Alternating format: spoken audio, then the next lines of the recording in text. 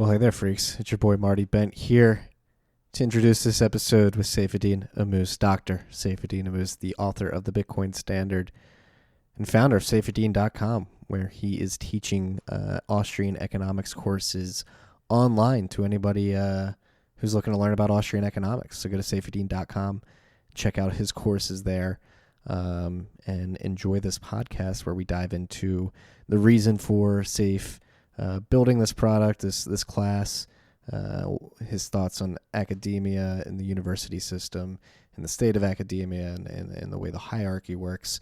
Very fascinating conversation. If you recently saw our Real Vision interview, this has a little bit of overlap, but actually not a lot of overlap overall. It is more focused on the class that Saif is building and, again, the university system today. This episode of Tales from the Crypt was brought to you by our friends at the Cash App. I don't know if you freaks know by this point, but they just announced that they're going to allow users to buy stocks on the Cash Apps, and not just stocks, but fractions of stocks at that. So you already have the functionalities of the ability to be able to buy and sell Bitcoin. You're able to stack sats, sell sats, send sats off the app to a personal wallet, from a personal wallet to the app. Then you got the Boost program on top of that, where you can go to Boost partner merchants with your Boost enabled and save, whether it be Whole Foods, Chick-fil-A, your local coffee shop. They're adding more. And now you can buy stocks. So this Cash App is just getting more robust. Use the code STACKINGSATS when you go to your local app store and download the app. Again, that's Stacking Sats, one word. You're going to get $5 upon sign up, and $5 is going to go to our friends at Alves Lacrosse. This episode is also brought to you by Casa. Freaks, how confident are you in your key security? How protected are your keys from disasters, physical attacks, and from yourself? Do you freaks even know that you yourself are a danger to your keys? A lot of people think you're going to get robbed or beaten for your Bitcoin, but a lot of people are going to lose a lot of Bitcoin because they can't be trusted with their own keys. So Casa's here to help you. Not that I'm trying to set fear or anything like that. It's just a fact. And the Casa has drummed up one of the smartest and one of the most secure ways to hodl your Bitcoin. There's no KYC, no altcoins, no percentage fee on your Bitcoin. There's no one standing between you and your keys. From Jameson Lopp and one of the most trusted teams in Bitcoin security, including the co-creator of Glacier Protocol, and Elena Vernova, the founder of Trezor.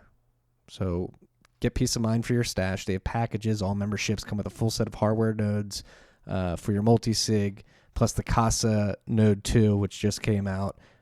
Huge upgrade from the Node 1. And they have Faraday bags, early access to all future Casa products. For serious holders in the Diamond and Platinum memberships, you're going to get 24/7 VIP service. Get that VIP service. Dedicated client advisor will be there to do custom onboarding and walk you through your OPSEC plan. So use the code TFTC to get up to $250 off when you go to keys.casa/keymaster. Or if you want to reach out to them directly, you can reach out to Casa membership team at membership@team.casa. Ask them your hardest OPSEC questions. Have them walk you through the protocol. And then go learn about some Austrian economics. It was a pleasure, as always, to sit down with Saif and do this interview. Unfortunately, this one was a quick 45-minute guy again. Actually, we gained like 15 minutes with Saif from the first episode. I think the first episode was like 30 minutes of conversation, maybe 35. I think we bumped it up to 45 minutes here. So a little bit more time. Hopefully, we'll break the 60-minute mark next time. Again, go check out Saifedean.com to see what Saif's building in the Austrian economic online world. Cheers.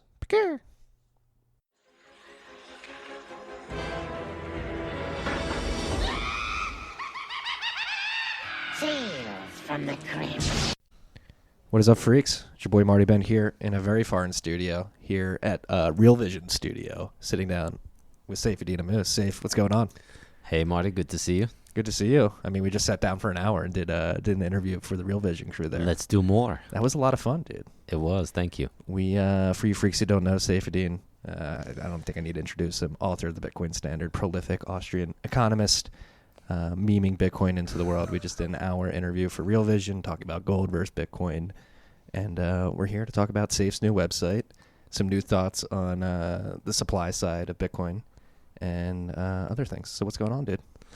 Well, what's going on is that I have just quit my university job. I'm no longer a university professor, and I'm now my own university professor. I've set up my own website, and I'm going to be publishing my research on it and teaching online courses there. And I think this is a much better thing for me to do with my time than to teach at universities, because I think universities are dying and it's good to get out of them. They're terrible for the professors. If you've met any professors, you know they don't enjoy how much the job has deteriorated over the last few decades. And it's become terrible for the students as well. Students pay more and more and more and more and get worthless credentials and very little real education. That's what we were talking about over there a little earlier. Was I just in the last decade went through 4 years of university studying economics here in the U.S. and didn't once broach the subject of Austrian economics. Why is it that Austrian school thought isn't taught throughout the country? Well, the short answer is basically that since the 1930s, universities have become practically government agencies. The majority of universities, particularly in the U.S., and where the U.S. leads, the world follows. Particularly in the U.S., universities get the majority of their funding from government or from government regulations that allow them to behave in certain ways. So they get their research funding, they get subsidized loans for the students that allow them to pay for the universities. And so universities are highly linked to governments, and Austrian economics is just very bad news for governments. And it's not because Austrian economists are just hateful anarchists who hate your favorite politician, although that is probably true, but it's also because economics itself is against your stupid government, most likely, and all of the stupid things that it does, because economics is about individuals acting to achieve their own ends and trying to use the knowledge that they have to figure out the things that make their life better. And as you study this, you realize that the imposition of restraints on people and the use of force to force people to take decisions in a way or the other, or to try and interfere in their decisions in a way other than what they would choose, that might sound like it's nice from a central planner's perspective, that we can just pass a law that says apples shouldn't be sold for more than $1, and then everyone will have apples for less than $1, and that sounds great. And that's kind of what your government wants to hear. That's why it hires the kind of economists that tell it these kinds of stupid ideas, and that's why they don't hire Austrian economists, because if you ask an Austrian economist about let's put a price cap on apples so that children will only have cheap apples to eat, he'll tell you you're an idiot. And that's not what governments like to hear. So that's why all of your government-funded universities don't have Austrian economists, which is fantastic news for me, because it basically gives me almost a monopoly on the teaching of Austrian economics. Well, that's what I was going to segue into. I mean, especially here in the States, it seems like at least on the Democratic side, if we're going into this presidential election, you're looking at the options on the Democratic side. It seems they're going very, very far Keynesian, policy-driven. The AOC in particular has talked about price ceilings for rents, I believe. Bernie wants to make everything free, debt jubilee, and that such. But it does not seem like there is like an Austrian mindset in the mainstream at all right now. No, absolutely, and it's entirely well, not entirely, but to a very large extent, it's the fact that of just the complete absence of economic education that makes people think that these absolutely insane ideas could make sense. That let's just take all the money from all the rich people and give it to all the poor people, and somehow society gets better. Well, no, this has been tried before, and all that you're doing, you're not giving money to the poor people. You're taking money from productive people and putting it in the hands of bureaucrats who are unproductive to go and distribute it in a way that gets them reelected. And that's been an excellent recipe if you want to destroy a society, if you want to turn it into a big pile of rubble.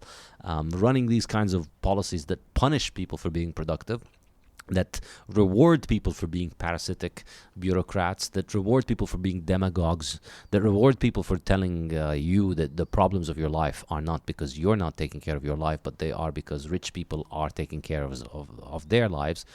This is all economic ignorance, and Austrian economics fixes this. So, what is your course? What comes with your course? How did you construct it? What was your mindset building the course? What's the flow of it? What can your students expect? Well, so I initially taught a couple of courses I taught one based on my book, and then one on the new research that I'm doing for my next book. These two courses have concluded. But these were my kind of trial balloon where I wanted to try things out. But the real project that I wanted to get into is what begins now in a couple of weeks. October 21st is the first class, and that is the beginning of building an entire curriculum for Austrian economics that will be available online. And I don't think any university in the world has a full curriculum in Austrian economics courses. And this is what I want to do. So the first course, which begins on October 21st, will run for 10 weeks. It'll have 10 lectures. The lectures are done over Zoom video, and you can download you can join the lecture live, interact, and then there's the lectures on Mondays, and then on Thursday there's the discussion section, which is more interactive. You can join them live, or you can download them as audio or video, or watch them later, and you get the class notes and the syllabus. And so the idea is that you attend the lecture every week, and then you do some readings, and over 10 weeks you'll effectively learn the basic principles of economics. The point of this course is really the very basic fundamental ideas that are necessary toward understanding economics, and then future courses I'm going to build on this further. There's sound outside. It's not going to pick it up in the mics, I don't think. I think you're good. But you're starting with intro. What is the intro to Austrian economics? Do you just read Rothbard? Well, initially I wasn't really sure about which textbook to use, so I ended up just using all three that I had been considering because they're all too good to pass up. So the first one that I thinking about was the newest, because I thought it would be the easiest to read, Rothbard's book, Man, Economy and State. But I think I later on introduced Human Action by Ludwig von Mises and Menger, Principles of Economics. So we start off with Menger. What is an economic good? What is utility? What is value? And the most important starting premise of Austrian economics, the most important topic in lecture 1 is subjective value. It's just understanding that in economics, value is subjective. There is no such thing as economic value without a human being valuing things. And so all value is subjective, and being subjective means that value is it's present in the mind of people and mind of individuals. It's not inherent to goods themselves. So there's nothing that says that, say, a computer has to be worth $100. It could be worth $100 for you today. It could be worth $1,000 for you today. If it means having this computer for you today means that you can finish a job that's worth $1,000 for you, then the laptop is worth $1,000 today. It could be worth nothing in a situation in which you have 10 laptops already and you don't need this one. Then you wouldn't be willing to pay $1 for it. So the value of things changes across time, and understanding this is a massively important concept because most economists today don't understand this because they think economic value is something objective. And so some kind of economists think that value is determined by how much work goes into making things. And other economists think that, value is the same thing as the price that emerges on a market, which is a big misconception.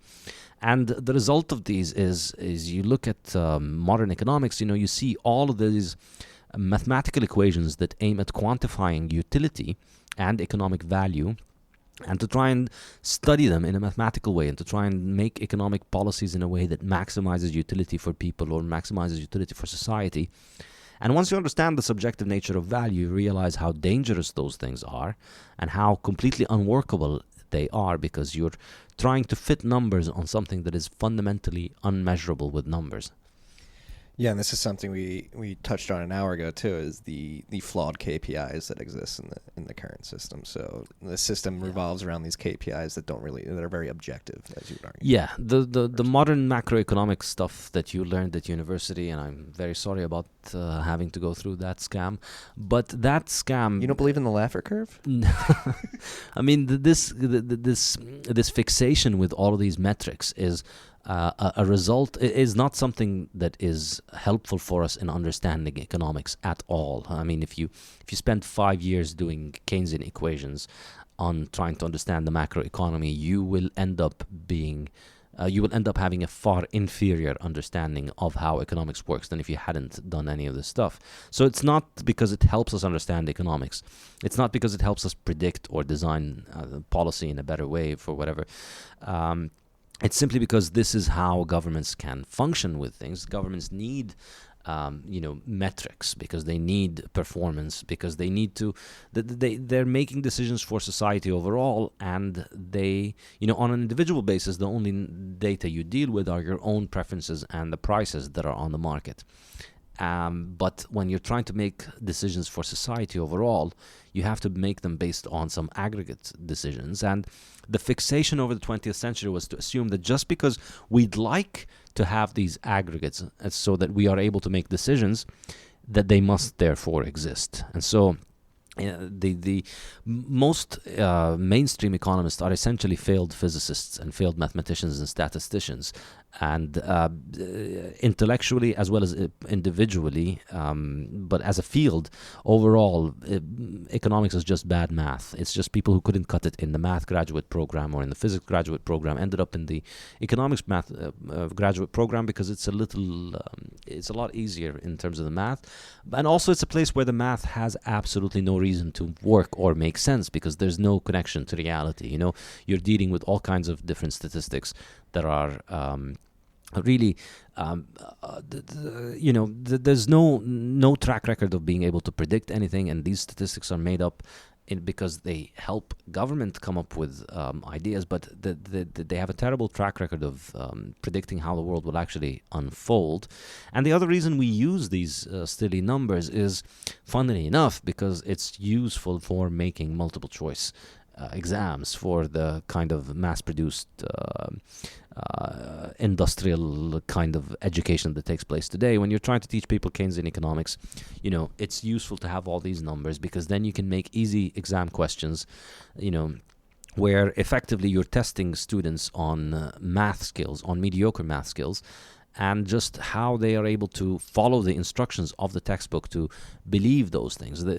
As I was saying, the analogy with physics and math was that we could just have these metrics from, just like in an engineer uses metrics like speed and pressure and velocity and all of these things, and can make equations and make them predictable. Macroeconomists have spent a century trying to do the same thing with economics, and have failed miserably at every single model, and trying to establish some kind of scientific relations. But it hasn't stopped them, because there's money in it, and government provides money for it. And so the state of economic education has just been a giant game of naked emperor for the past 80 years, and the only people who are allowed to comment on the emperor's clothes are people who get paid by the emperor. Yeah, and it seems more recently the whole argument has been reduced from a math problem to just screaming at people dead is money, and talking about yes, the most advanced mechanism of Keynesian teaching is just for demented Keynesians to go online and tell you that debt and money are the same thing, because in the world of Keynesians, words don't mean anything, and so anything can mean anything if Keynes says so. No, and I don't want to rehash the conversation we just had, but I think it's important for this podcast too. If you freaks don't listen to our interview on Real Vision, but one thing Saif and I just talked about was the delusion of the collective we that goes into the assumptions of this model. Yeah, macroeconomics is really the main function of macroeconomics, is to just get you to believe in this mythical, crazy monster that they call we, which is this universally good entity. And the government acts on its behalf, and somehow the people in government always benefit from this we, and you always get hurt from it. And the reason, of course, is that there is no such a thing as a we. Just because we all happen to believe in the same national anthem and the same flag doesn't make us one single accounting entity, so that there is no difference between resources being in my pocket or yours. And Keynesians, of course, want you to believe that, because the we is always them and people in power making decisions about you and what you need to do. And of course, they're the ones who benefit from those decisions. You're the one who doesn't benefit. And so this is this we in Keynesian mythology is how you're able to just get over any concern about debt. Well, it doesn't really matter because we we owe this money to ourselves, and so it's not a problem. But it's not money that we owe to ourselves. It's money that different people from this we owe to different others from this we. When when your landlord comes to correct the rent, you can't just tell him, well, we are living in this house and it's good, it's all good, bro. He's going to ask for the money to move from your pocket to his, and all of the stupid macroeconomics that you learned at university is not going to help you there. But ultimately, of course, the reason they do it is the we that they want to conflate is the future generations. So, actors like Paul Krugman, who play economists on the internet, get paid from their government-financed university to promote these ridiculous ideas to you, and that money is financed from government debt, which your children will have to pay. And so Krugman and your children are both we in the world of stupid Keynesian economists, even though your children will spend all of their life paying off Krugman's salary. Somehow, by putting it all into a we've all gotten rid of all that differentiation. This is yet another kind of the brain damage that has afflicted a lot of people because of Keynesian education. But don't worry, Austrian economics fixes this. Do you see like it feels? I mean, I feel like we might be not jaded, but just we're in our bubble. We're in our Bitcoin bubble, obviously, our Austrian economics bubble. To me, at least, it seems like more people are interested in Austrian thought and learning about Austrian thought in particular. Are you seeing? Obviously, you're teaching a class. Are you seeing the demand for your class rise? Is the resurgence happening? Do you think there's a renaissance of economic thought happening right now? For sure, absolutely. I mean, this is why I left my job teaching stupid Keynesian economics in order to teach real economics, because, thanks to my book and thanks to Bitcoin and the enormous increase in interest in Austrian economics amongst Bitcoiners, now that there's enough of a critical mass, I feel, for me to be able to run this as a business, to not have to go into a university where I have to, write research grants to governments and all these barbaric practices that are still carried out. What's that process like? It's terrible. It's if you look at what university professors do these days, ultimately, universities don't even care how good you are of a teacher. It's almost completely inconsequential about how you deal with your students. As long as you don't rape them, you're pretty much set. They don't really care about how you teach, what you do in your class. Most teaching is done by assistants anyway. What the universities care about is your ability to write research grants that get them money from government. And so this is why your university professors have never written anything that you have found interesting or intelligent, or relevant to anything in your life, because they're not writing to help you and your life. They're writing to impress the people who hand out research grants. And so effectively, government is just another, education is just another industry that's been destroyed by government control. So now students pay a lot of money, but it goes to the bureaucrats, and professors work a lot, but they don't get paid. Professors get paid so little compared to how much work they do, and the risk of the job of not making it to a full-time profession is enormous. And this is all because, and if you look at how much students are paying, if you look at the last 40, 50 years, tuition has skyrocketed, and yet professor pay has not skyrocketed. Professor pay has stayed stable, maybe gone down in certain cases. Depends on how you look at it, but it's definitely not gone up anywhere close to how much tuition has gone up. And yet, so where is all that money going? Are they getting more professors? Nope. Classes are getting smaller, and so students are paying more money to get fewer and worse paid professors to teach them, and spending more time with adjuncts and assistants and so on. So where exactly is all of that money going in your university? Well, ever wonder why your university's vice associate president for student engagement has a summer villa? That's why. Because there's all these parasites in universities, these administrators whose existence in a university has really been made completely redundant and obsolete by the invention of practically really, Google's free software package makes all university staff that are not professors completely redundant. Like, there's nothing that anybody at a university does for me that I can't do maybe free software, maybe $100 a month of software at most. I can replicate all of the services that all of the administrative staff at my university used to do, and they don't do anything valuable.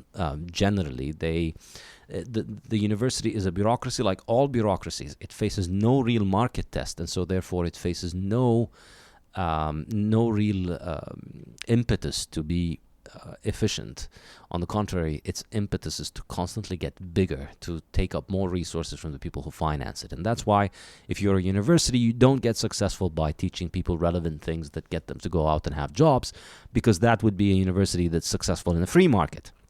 But in a government-controlled market, you become successful as a university by having a lot of administrators who fill out all the right paperwork and do all the things that get you correct, to get you on the right side of the people who dish out the government funding and the government regulations that are favorable for you. And so, it's no wonder that the university has almost the actual teaching that takes place in the university has almost become completely secondary to the university experience for students, which is becoming more and more about all things other than actually learning. It's about football games, drinking. It's about football and drinking and all those things. And, there's nothing wrong with those things. You should obviously have the freedom to do them, but there's something very wrong about the institution of the university being dedicated toward these things.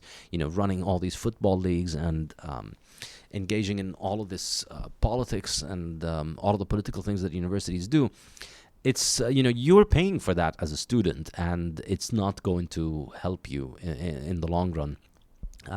So for me, really, I think the people are noticing this. People are beginning to wake up to it. Everybody who goes to university graduates and then sees, I've spent all this money, I'm in all this debt, and I don't know anything that I couldn't have learned with a couple of months of Googling on my own for $0 online. And I think, the reality is, considering the current cost of education, it's almost insane if you have the money or if you don't have it, to get into this much debt or to waste that money on a job. Like, if you think about it, some people will get into $200,000 of debt for a degree. Now, if you think about it, anything that you learn in that degree, all of the books that you read, all of the syllabi, all of the professors, you can get in. You can find all of the books, all the material online, close to free. You can, if you needed instruction from the professors, you could arrange to have private classes, private discussions with them, hire them as consultants, and you could get all of the education you did for $200,000. If you wanted to really just get the actual education itself, you could get it for, I would say, no more than 5. And in no more than 2 years, no question about it. And I'm being generous here. You could probably do it much cheaper and quicker. So what do you do with the other $195,000? That's the question people don't ask themselves. And my answer is, whatever you think you want to do, whatever industry you see yourself in, oil and gas or restaurants or whatever it is, instead of going to university, get a very basic job in one of those industries at a very bottom rung, or go to a cheap university, at least if you really want to get the degree or if you need the degree. But don't blow $200,000 on some fiat university's worthless credentials. Put 10 of these for education.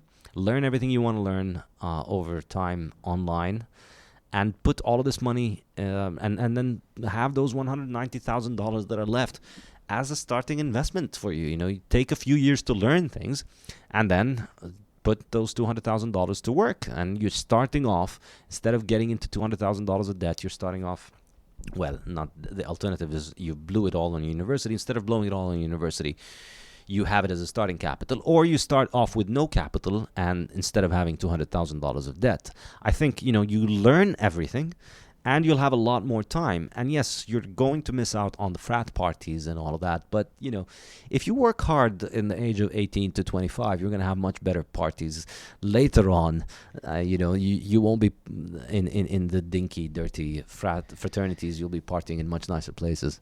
I agree. But it's so fucked up how, especially here in America, like, we're almost forced down that path. Like, you have to do it, or at least up to this point, to the millennial generation. But I do agree with you that the tide is turning. Like, you don't. Like, like your model, like, if I'm going to go learn Austrian economics, and particularly Austrian economics with the Bitcoin tilt, I'm going to learn from the man who wrote the book. So your model, at which, like, you can go on a website and access the man who wrote the book, just see for a vastly reduced price seems like a no-brainer. Yeah, absolutely. Like you can take the whole course for $100, which is a tiny fraction of what you could take a course at a university for, and think about all the difference in the cost.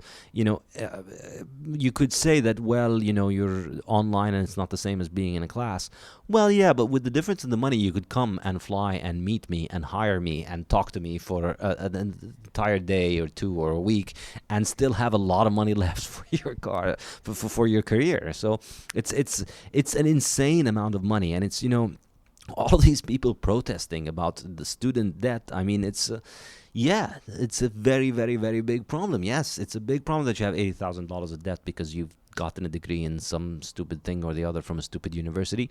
That's why people should stop doing it. And really, universities need to shape up. Universities need to realize, look, the internet is out there. We no longer need you. You were relevant when your library was the only place in town where people could go and actually read important knowledge, and your professors were the only people in town who could go and explain those books and tell people where to find them and explain to people how to use them. But now everybody can find any book anywhere online, and anybody can find people online who tell them what to how to learn those books. So the need for the university is much less than it was before, and yet the costs of it are much higher than it ever was before. Yeah, so they're really backing themselves into a corner at this point, and I'm thrilled and delighted to have gotten out of this sinking ship and to be working individually with people, to developing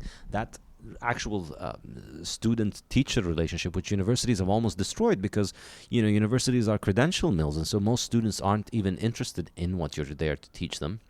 They're just there for the degree, and professors are, the vast majority of my time, as I was saying earlier, is just filling out research grants and filling out stupid forms that are being handed to you by your university's administrators, who are just, giving themselves, trying to make themselves look like they're actually working by getting professors to fill out forms and do things and attend meetings and all of this bureaucratic nonsense that takes up about a third of a professor's time. It's completely inconsequential nonsense that doesn't even need to exist. It's there. It's make work. And if we had a free market system in universities, it would really be amazing to see. Imagine if we'd had people like Steve Jobs and all of these incredibly successful CEOs take on the university challenge over the last 40, 50 years, taking on a university and trying to really make it into a really well-oiled, efficient machine. I mean, it would be completely different from what we have today. And I mean, again, as somebody who's gone through the university system in the last 6 years, I graduated college, 5 years ago? Yeah, so like the last decade, it is woefully incompetent and woefully, I did not get my money's worth at all. I don't think I learned more. Luckily, I was able to intern starting my junior year, and I took night classes and worked during the day and learned more at work than I did at school. Yeah, I mean, if you had not gone to university and you had focused on the night classes and on internships, you would have gotten far ahead in life, and you would have saved probably a lot of money. I mean, obviously, there will be people who are going to get triggered by this, and I'm sure your college is an exception to what Marty and I are talking about, and I'm sure your own professors are great, and of course there are exceptions, and there are great degrees, and there are great professors, and there are jobs that you can't have without a college degree. And I'm not telling you to go learn brain surgery online and go practice, but the vast majority of people don't have any good reason to be wasting their money on their local government re-education camp. I think I do agree. I think more people are waking up to that, and I think your model is refreshing to see. And the fact that it's cheap, that's accessible, and the whole concept of like the teacher pupil relationship, like you mentioned, it's been bastardized at this point. Yeah, that was the thing that I was getting at. This allows me to have a much better relationship with many more students because it's so efficient. Because the student can go through the 10 hours of lectures and do 100 hours of readings, and he can do all of these things without needing to interact with me. So this stuff can scale infinitely, essentially. And then whatever individual questions they have, we can do these over email or over during the lecture, during the discussion.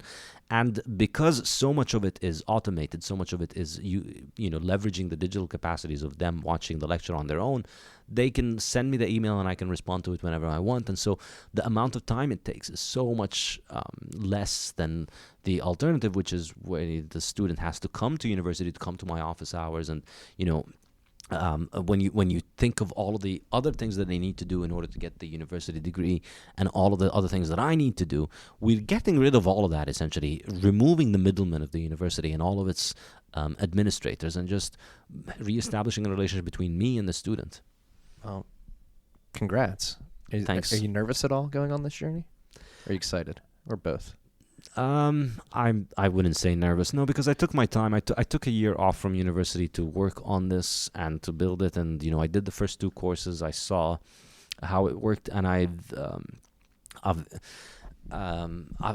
seen the benefits to me in terms of just the work itself, how much more I enjoy the work, how much better life is because I don't have to deal with a lot of the nonsense that I was made to deal with because I was working in a bureaucracy. And I think it makes me, it doesn't make me nervous at all. I think the whatever happens financially, I'm not, I obviously can't know if it's going to be a good step financially. It is a bit of a risk financially, but I think the mental clarity that it will afford me by not having to deal with all kinds of nonsense that I don't like to deal with is going to be worth it, whatever happens financially, I think. So I'm happy about it, whatever happens. Well, congrats. I'm happy for you. Thank you, sir. It sounds like you're following your passion. I am, yes. I'm going to keep talking about Austrian economics until the world will give up trying to convince me to stop. Well, we've got like 5 more minutes left before the next interview rolls into the Real Vision studio. Let's end it on the topic of the supply side of Bitcoin, which we discuss, and this is something that you think is very underscored, if not completely underscored, within the realm of debate within Bitcoin and its fundamentals. So, what are your thoughts on the supply side of Bitcoin? People talk about the demand side a lot, and forget the supply side. I think it's the effect of Bitcoin on the supply side of the dollar, actually, that you're referring to. Yes. So generally, among Bitcoiners, the idea of how Bitcoin wins has generally taken the shape of everybody will find that Bitcoin is mooning, and so everybody wants to dump their dollars and fiat money and move to Bitcoin. And so this then leads to Bitcoin appreciating and all the other currencies collapsing. And so we have hyperinflation everywhere, and Bitcoin rises from the ashes. And while I appreciate the sentiment, I think there might be a bit of a problem there in that what this analysis looks at is just the demand side for the dollar, but it doesn't look at the supply side. And I think that's more important because hyperinflation is always a supply side phenomena. It's always the increase in the supply of money that brings about the hyperinflation. It's never the case that the value of money collapses because because people just drop their demand for it. People don't just one day wake up in Venezuela and decide, what, our demand for Venezuelan bolivars today is 1/1,000,000th of what it was last year, and so the value of the Venezuelan bolivar goes down to 1/1,000,000th of what it was. That's not how it happens. What happens is the central bank prints 1,000,000 times as much money as it had, and then the value of the currency collapses. So if we're going to get hyperinflation in the dollar or the euro or any other currency, it's not going to be just because people dump the value, because the central bank at the end of the day can still still has an important ability to manage the supply. And so if demand for a currency were to drop, the central bank can prevent hyperinflation from happening by reducing the supply of money through various mechanisms. But the most important mechanism of creating money is ultimately the creation of debt. So the banking system, when a new loan is issued, new money is being created. And so the process of debt creates new money. So what I discuss in one of my research reports, which is available on my website, Saifedean.com, is to think about the implications of the implications of the rise of Bitcoin to the supply of the dollar, in particular to the supply of the dollar from the creation of money. And so if if everybody is moving to Bitcoin, they won't just be holding fewer dollars. They will also be borrowing fewer dollars. In fact, if you move to a Bitcoin-based economy, you move to an equity-based economy, not a debt-based economy. The money in our current monetary system is largely is debt. It's created by the creation of debt. So when your government borrows more, new money is created. When your bank issues new loans, new money is being created. But Bitcoin is a hard asset. No new debt is created when new money is made. It's a hard asset, and the cost of producing it is paid up front. You have to mine it. Like with gold, you pay the money and then you mine it. Unlike with credit, where the money is generated now and then the cost or the value is expected to follow later. So if you think of more and more people moving to Bitcoin, and you think about Bitcoin rising in value, so more and more people now no longer need to keep borrowing dollars because they can just hold on to their Bitcoins, and they can finance their expenditure from Bitcoin rather than from borrowing, then you see the demand for borrowing declines. And if the demand for borrowing declines, that means that the new money creation also declines, which means that, and this might be the craziest of all my crazy ideas, that Bitcoin might just be the technological solution to the global catastrophe that is government money, government fiat debt money that we have. Because Bitcoin allows us to gradually, one by one, monetize a new hard asset similar to gold and move off a debt-based monetary standard. It allows us to move away from it without having to suffer the collapse of the fiat money, because we're not moving from the, when we're witnessing the, when people are moving away from the dollar, they're witnessing the supply decline and the demand decline. And central banks, unless they do something excessively stupid, should be able to manage this process of decline. Maybe I'm being too optimistic, but I don't think it's a foregone conclusion that we'd have hyperinflation, because we can get a deflationary reduction in the supply of money as well as a reduction in the demand for money, which could keep the value of the money relatively stable, or at least declining in a managed, controlled way, and not declining suddenly and being completely destroyed in terms of its value, like Bitcoin, like in the case of hyperinflation. So it might just be that Bitcoin allows us to get out of this mountain of debt that exists around the world by just basically allowing every single individual to get out of debt by holding Bitcoin and moving toward the Bitcoin-based economy. So it's just sort of a controlled transition, if you will, a little bit almost.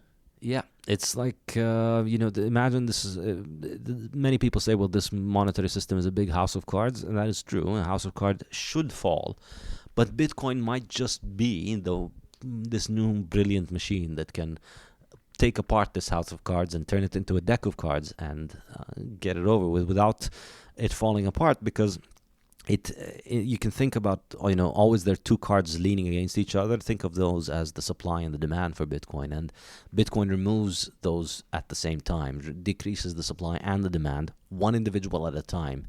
And I think that perhaps we might want to consider the scenario that Bitcoin doesn't emerge in a bang where all the other monies are destroyed, but Bitcoin continues to grow and all the other monies continue to grow in irrelevance as Bitcoin grows. And so maybe, 100 years from now, maybe the fiat economy is 10% of the Bitcoin-based economy, and effectively is just a bunch for, it's just a place for, statists and Keynesians to continue to LARP. I love this thought experiment, because this is actually what I would prefer. There's sort of, and it does make a lot of sense if you're removing supply and demand in equal increments individually across the we, if you will. And it makes a lot of sense. And we are getting kicked out here. Let's wrap it up. I feel like whenever we meet, we only have like less than an hour to talk on recording. So the next time you're in New York, we got to get like a 2-hour banger in. Yes, so it's my way of leaving you keen for more. But definitely, stew on that thought, freaks. The controlled transition. Is there anything you want to you want to say before we sign off here? Let me just shill my website again, saifedean.com. You can go there. You can buy the research report that I just mentioned. There are 7 of them, and you can sign up for my Austrian economics courses. And you can also find all the translations of my book. So check it out, saifedean.com. I feel like we can comfortably say the book has been translated into dozens of languages by now. 14, and we're about 14. to do 15th, 16th. Okay. We're at 14 now. We're in our second dozen. Yes, second dozen. Yeah. All right, Safe. It's always a pleasure. Likewise, Marty. Thank you. Peace and love, freaks.